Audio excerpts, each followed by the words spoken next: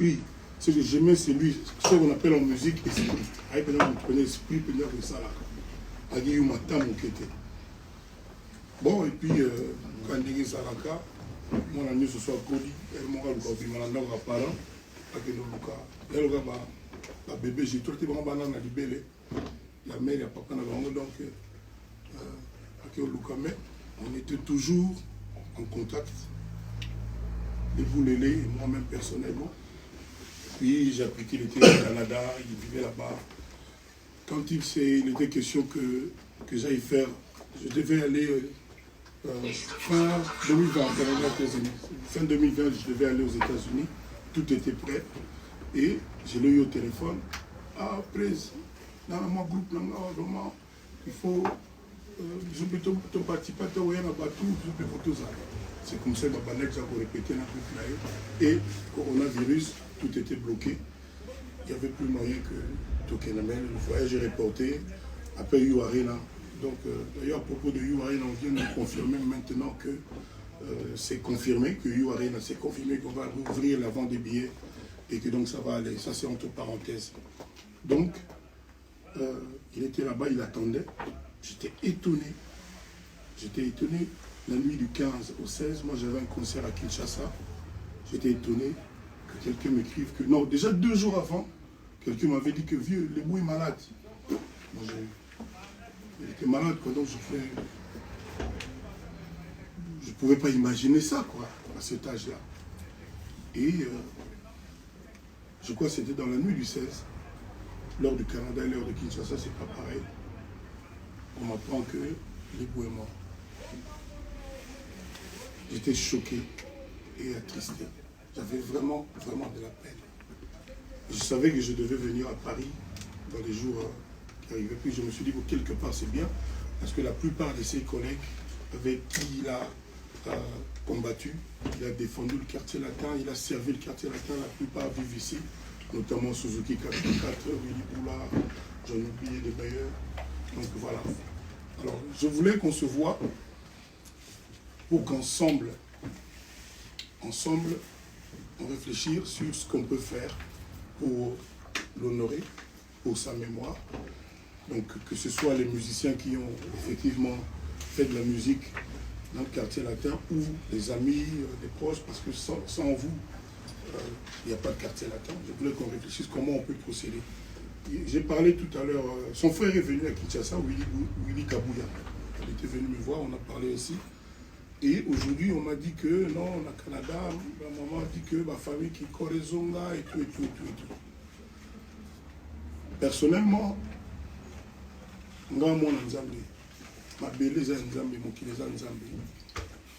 je pense que là où on vit, là où on se plaît, on est de là.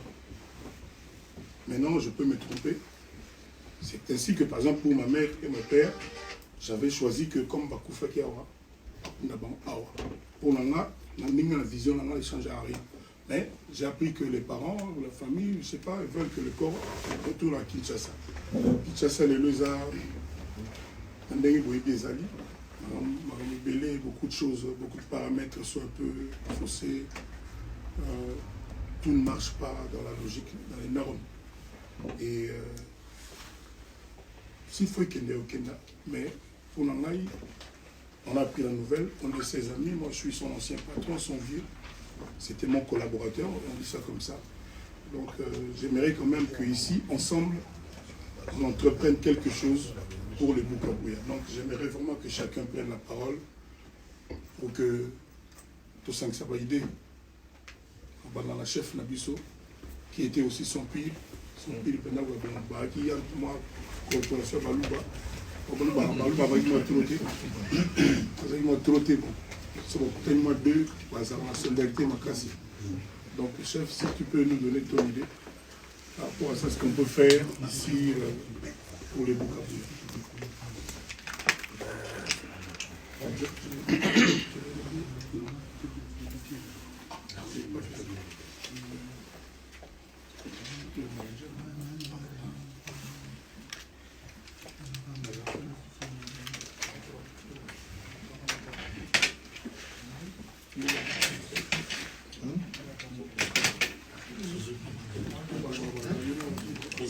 Suzuki qui peut passer. Oui, chef. Dans un premier temps, S'il vous plaît, Suzuki, il y a le banane. Dans un premier temps, j'aurais souhaité qu'on fasse déjà un veillé pour veiller tous au moins salle pour tous se réunir dans un premier temps et puis par la suite dans la même idée tous les messes les jours de son enterrement parce que je ne pense pas que pour ça la messe pendant que corps est dans mort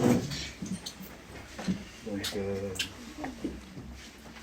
et puis musicien balelaïka la musique sur les possibilités mon instrument le jour où tout ça à messe retourne à ça et puis mettez-les-moi quelques chansons peut-être au Panzani tout simplement.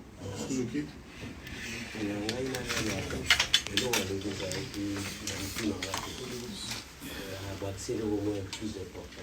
Mais oui, déjà plus important. Oui, donc il y a moyen ça il un jour enterrement puis un jour de ça de façon que le moins instrument na salle à nous bien on bien carré. Pour un moins instrument, pour l'instrument. On a fait cet exemple là. Moi je suis quartier la tête. Pour le moins instrument pour l'instrument.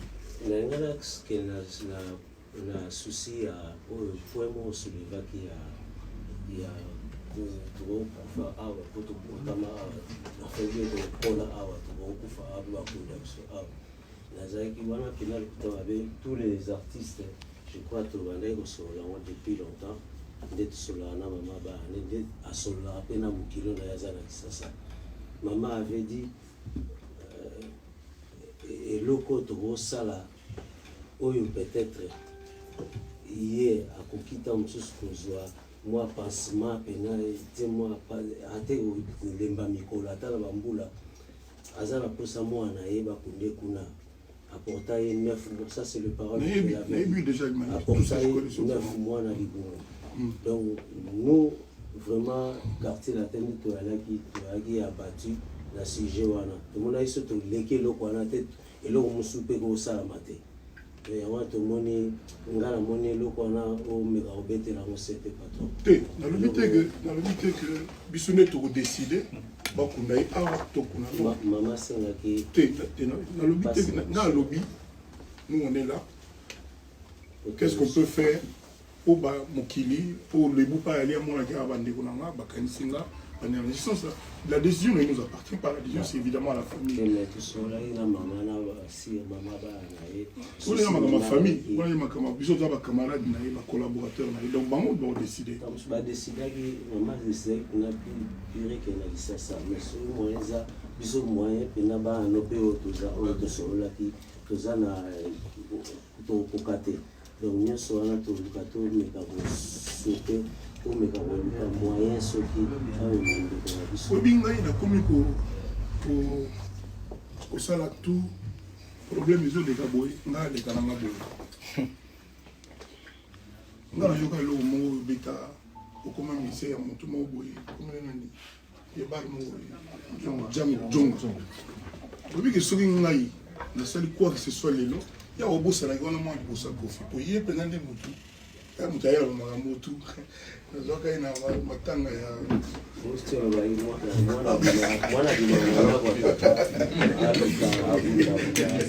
ça les proches de Oli on m'avait na otiga oyoka suka likamuti bani déjà on se connaît donc moni né tout ça boy basala la bali net yo za na contrat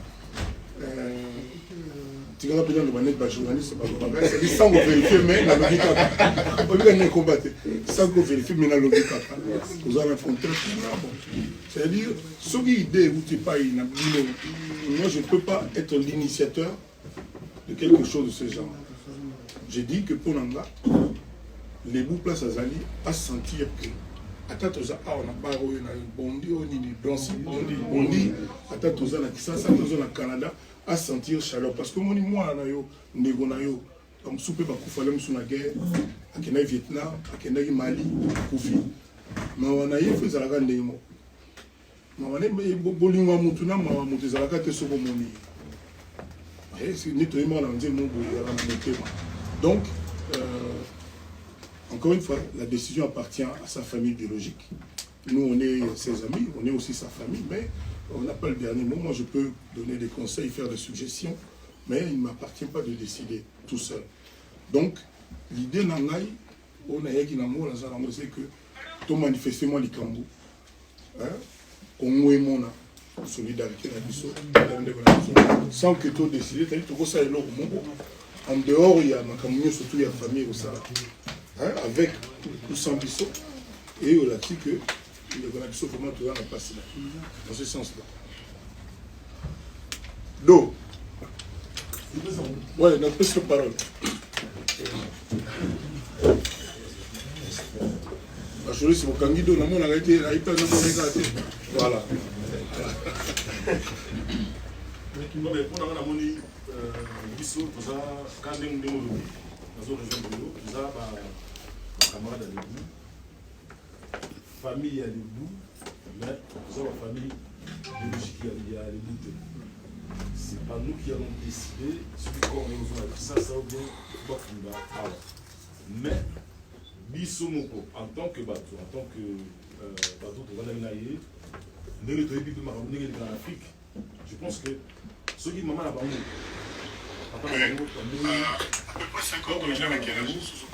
et pour soulager moi que ceux qui moi banda aya poto bamona une société à plus bamona de bébé et que peser moi mingi na mitu na bango. Je pense que ceux qui te mettent pour raisonner à n'engue que babi nous la ça et vous allez bien et puis vous allez honneur il y a capté la tête. Tout se comprend. Pour moi je n'ai pas un mot à dire. Je peux faire des suggestions comme je viens de dire, mais famille n'a rien de décider. Mais quand on a dit que awa, tu fais une ambition de te croiser les bras. C'est mon problème, il est là. C'est-à-dire que quand on a les bouts. C'est tout ce que je veux dire. C'est-à-dire que nous avons dit que ça, mais comme on est là, on s'est retrouvés, donc tous ceux combien il y a là-dessus, qu'est-ce qu'on peut faire éventuellement, champion Taïkoloba tout à l'heure. Donc c'est sur ce plan-là que moi je vais m'akamouke Kore Kenda. On les a dit vraiment décision souveraine, il y a famille biologique. Oui, président Gabin, mon ami. Maintenant le babo. Il est pour faire le lit. Mais je me fais pour le dire actuellement, cela va famille biologique. Je n'ai pas compris. La famille n'a pas décidé. Oui, j'ai compris. Ce qui dit nous, la mine a eu. Vous avez moi les cambo, vous connaissez. Pour la monde, vous avez des mois. En tout cas, tout le balobi, en tout cas, tout le monde balobi. Pour lui, beaucoup de naboui. Bon, sous balobi, tu vas y bella. Qui ça se bien avant, non qui? Ouais. Les gens qui ont lobby, vous avez moi les cambo, vous avez canissa, vous avez la maman à lobby. Mais les gens ont lobby clair que les deux sangani, tout canissa, oh, et tout propos, ça il y a fait à partir de suggestion. Dis-le beaucoup, président, ce que moni, tout ça a déjà fait accepter que concert Rosala. Nini, ça Rosala. Automatiquement, on a dit 8 mais à le budget. L'instrument est Rosala. C'est qu'un demi. C'est qu'un demi. Jour il y a veillé, tu vois la famille, jour je peux te programmer, jour il y a veillé à. Alors on a 4, on a vu nous sommes aux arrêts il faut aller tout droit pour bosser tout droit que vous êtes au Lingi. Roi Soleil, il y a une sagesse imperturbable. Nous avons parole.